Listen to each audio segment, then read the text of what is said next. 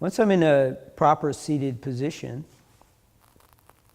then the next level I'll work on is hips and legs and abdominals.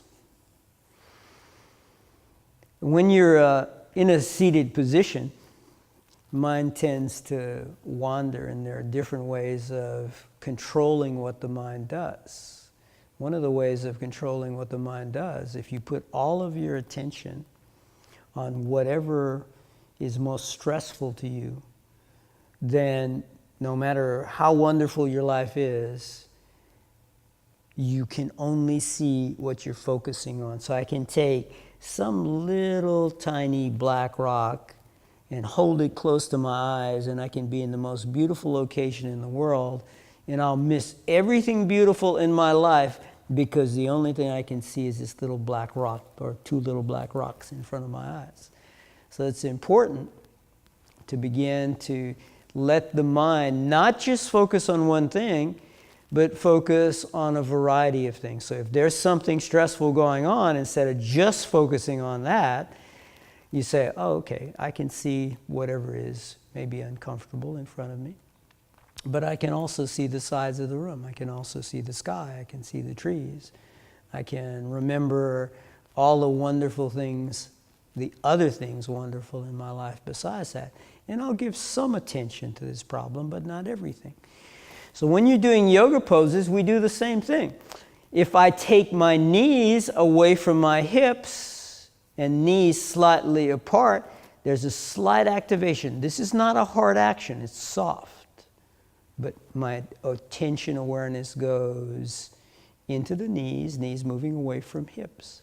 I can imagine that somehow my hips are pressing apart. When I stand up, instead of pressing heels apart, I can think of pressing hips apart. And the hips will turn on in a way that lengthens the spine. If I'm at my shoulders, if I squeeze my shoulders together in back or in front, it creates stress in my neck. But if I try and get the shoulders to go directly out to the side, it will tend to lift me up. So in general, notice, I'm sitting. You can see the position my body's in.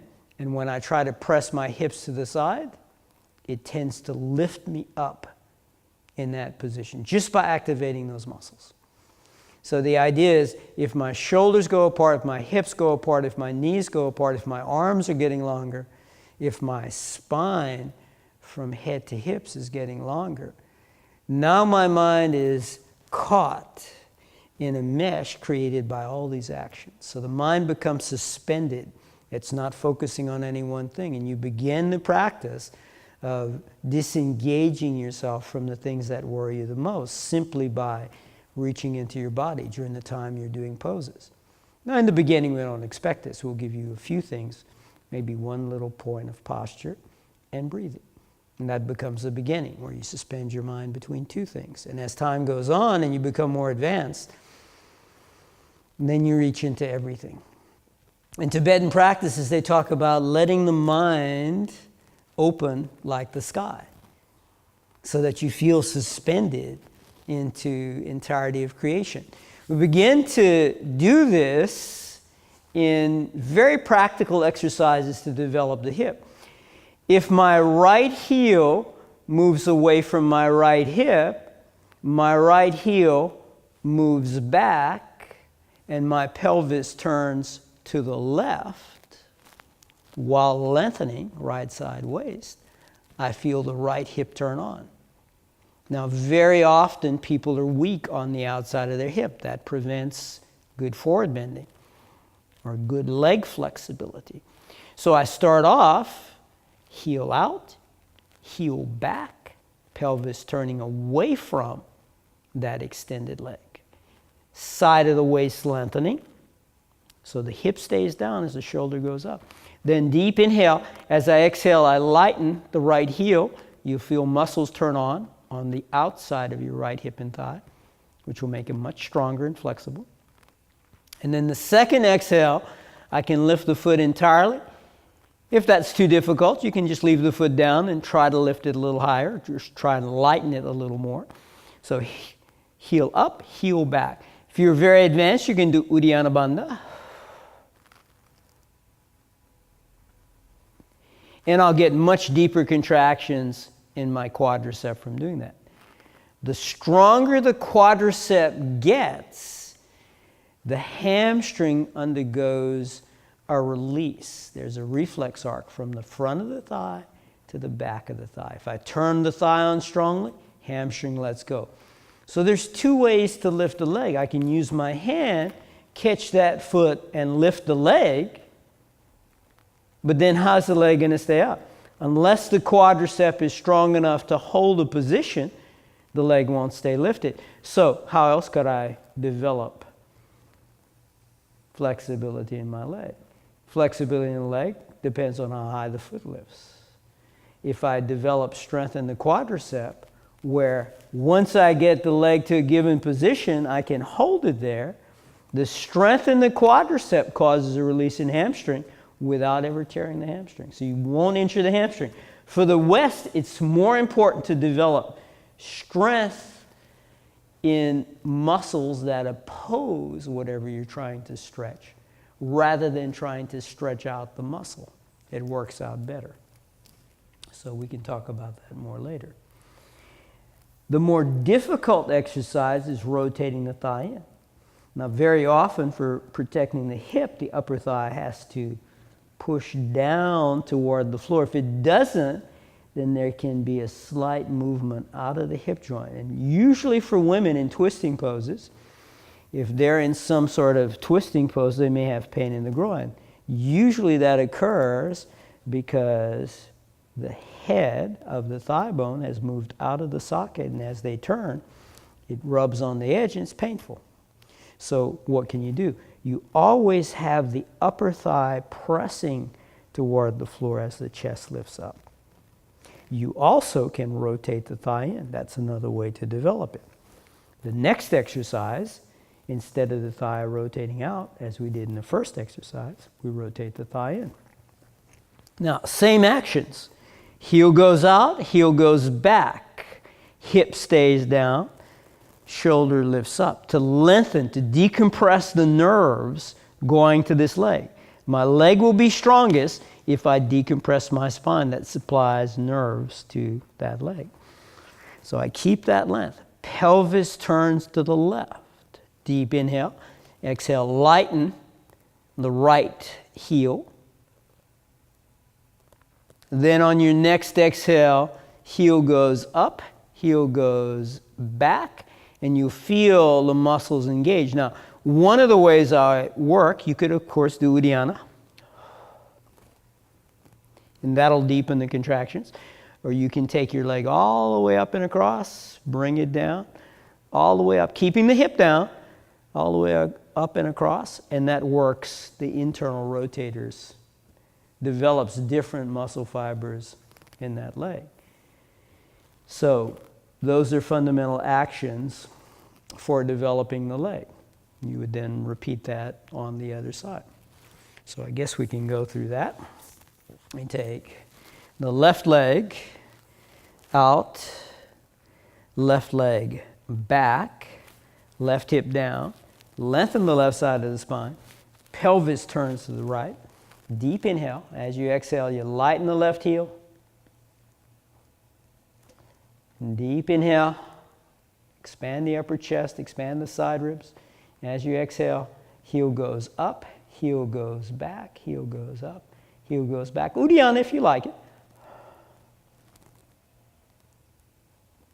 And that'll deepen those contractions. For the second exercise, the thigh is rotating in. And as you're in that position, heel goes out, heel goes back. Left hip down, make sure the left thigh stays down to make sure the hip seats properly. Okay. And then lengthen left side waist, pelvis turns right. Deep inhale. As you exhale, heel goes up, heel goes back. Drag the leg across, back to center, and then lift it up. Drag it across, rotating in, and you feel very specific muscles in your thigh turn on. Another way to begin to develop that strength, there is a synergy between the quadriceps and the abdominals. So if I'm in a seated position. I wouldn't want my spine to collapse down. That puts pressure on the disc. So as I'm here, arms are wrapping around the knees pressed to the sides. Chest lifts up to lengthen the front of the abdomen. And then if I just take one arm out, this is just in case your abdominals haven't been developed or you might have back problems. This is a good beginning. And it's a hard exercise. It doesn't look like much in the beginning, but you'll find it's a hard exercise. As the foot comes down toward the floor, foot is reaching out. So we want everything to expand out from central section of the body. We want everything to expand out. Then the leg goes out to the side and the leg comes up. Well, in each of those positions, I could strengthen my abdominals very simply. In the beginning, I might just leave myself here and lift up. If you have long waist and relatively shorter arms, you might put blocks under your hands to help you lift up. If you have no problem lifting up, or if you already have blocks there, what would it look like? I lift the leg up, lift myself up, and you can either do this in pieces or you can do it all at one time. And that's a good way to begin to develop strength in the abdomen and in the quadriceps. It's a nice way to improve forward bending and abdominal strength. Those two things are linked. A simpler version of that process is done with the legs folded in. If my legs are folded in and I just simply lift myself up, that's developing some strength. If you can easily do lotus, what you can do, notice that my knees are near the front edge of my mat.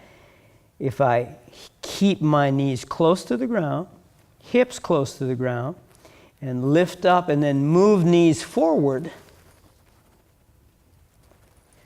that's a much more challenging exercise because the abdomen has to become much longer. But in the beginning, again, you could have blocks under your hands if you need them. How could I get into that lotus position with the lift? In the beginning, it's too difficult. So what do we do instead? You lift up and you cross and uncross the legs, which moves a little weight farther out, gives you the same challenge in the abdomen. So it's a good way to develop. Later, you extend the legs out, lift up, cross and uncross, and that will develop additional strength in the abdomen, linking into the quadricep. And again, what do we want? If the abdomen gets very strong, it can carry that weight and stay long. If I keep my abdomen long and then lift the leg up, you feel strong contraction in the quadricep. If I lift up and collapse my chest, now this is psoas. This is not going to open the hip. It's going to tighten the back, it's going to put stress on the back, and it tends to weaken the leg. You'll never develop the strength in the quadricep. You have to have great strength in the quadricep without tightening the spine to lift the leg up without putting stress on the spine. So those are some basic ideas about relationship between abdominal strength, make the abdomen very strong in a lengthened position. Again, core strength is what makes the abdomen longer. And if the abdomen gets longer, what happens? It draws in. So if you want to flatten your abdomen, make your abdomen longer. Don't make it shorter. If you practice making it shorter, that's not going to make it flatter.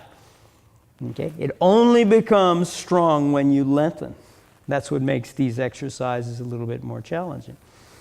And then for your forward bend, as the quadriceps become very strong, you don't have to shorten your spine to lift your leg. And you start finding that flexibility in your leg will improve pretty dramatically. So by strengthening the quadricep, we get a release in the hamstring. Instead of pulling on a muscle and victimizing this, you make quadricep work and you keep abdomen long. And that's how to develop the basic process of the forward bend.